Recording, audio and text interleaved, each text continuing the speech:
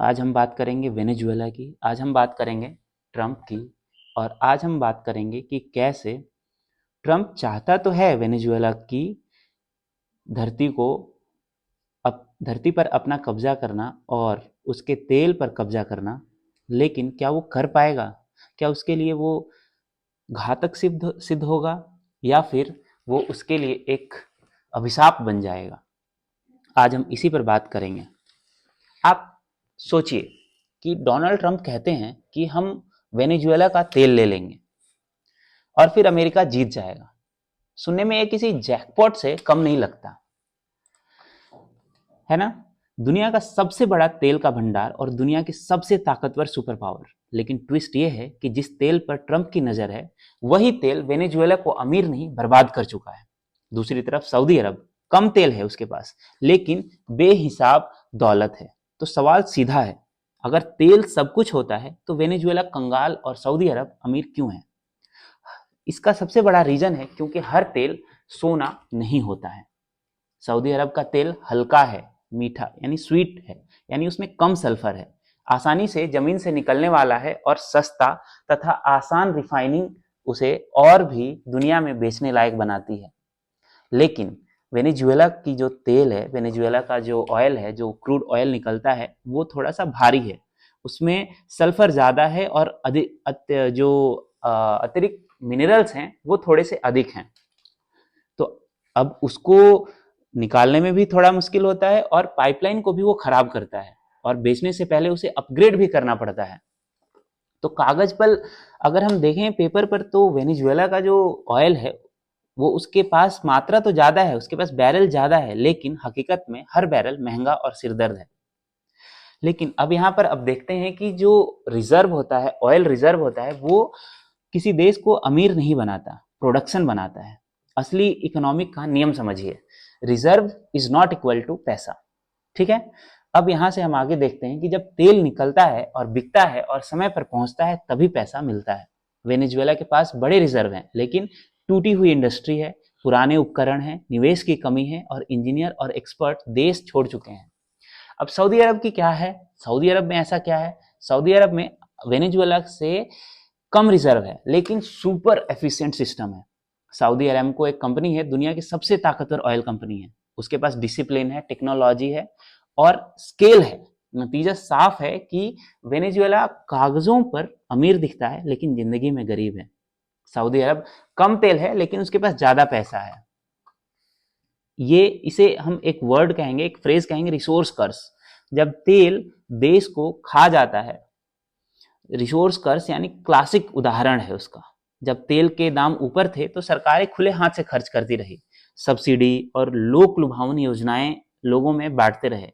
Vote bank की राजनीति के लिए तेल कंपनी बन गई, राजनीतिक एटीएम की तरह उसे उपयोग किया गया। लेकिन उन कंपनियों का जो मेंटेनेंस होता है, जो तेल निकालने के उपकरण होते हैं, जो पूरा सिस्टम होता है, उसका कोई मेंटेनेंस नहीं हुआ और ना ही कोई नई टेक्नोलॉजी लाई गई।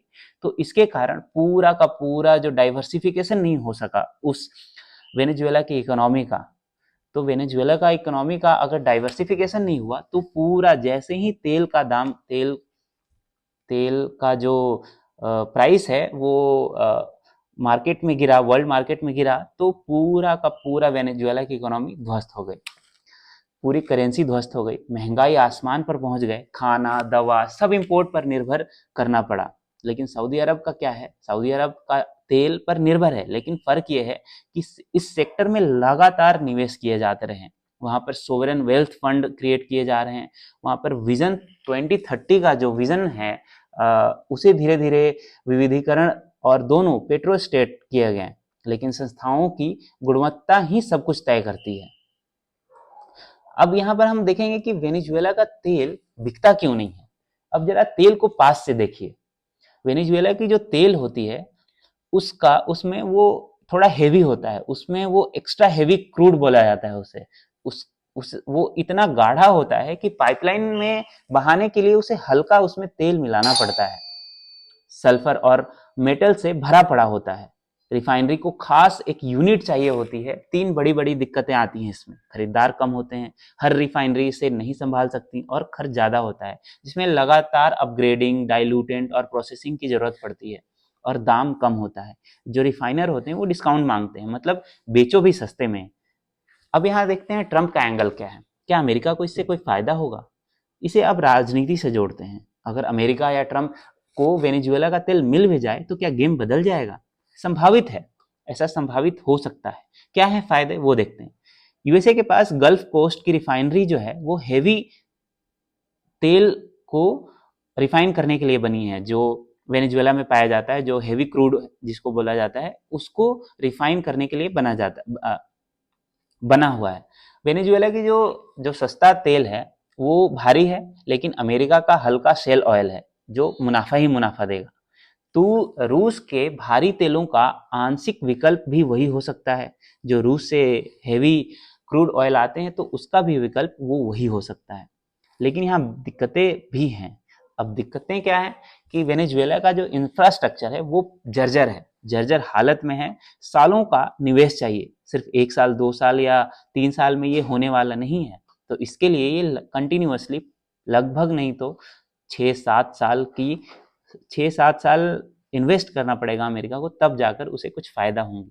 और साथ ही साथ यहाँ जो कानून की लड़ाइयाँ हैं, कानूनी लड़ाइयाँ भी लड़नी पड़ेगी, क्योंकि वहाँ पर बहुत सारे बॉन्ड होल्डर्स हैं। इसमें चीन और रूस का विरोध भी हो सकता है।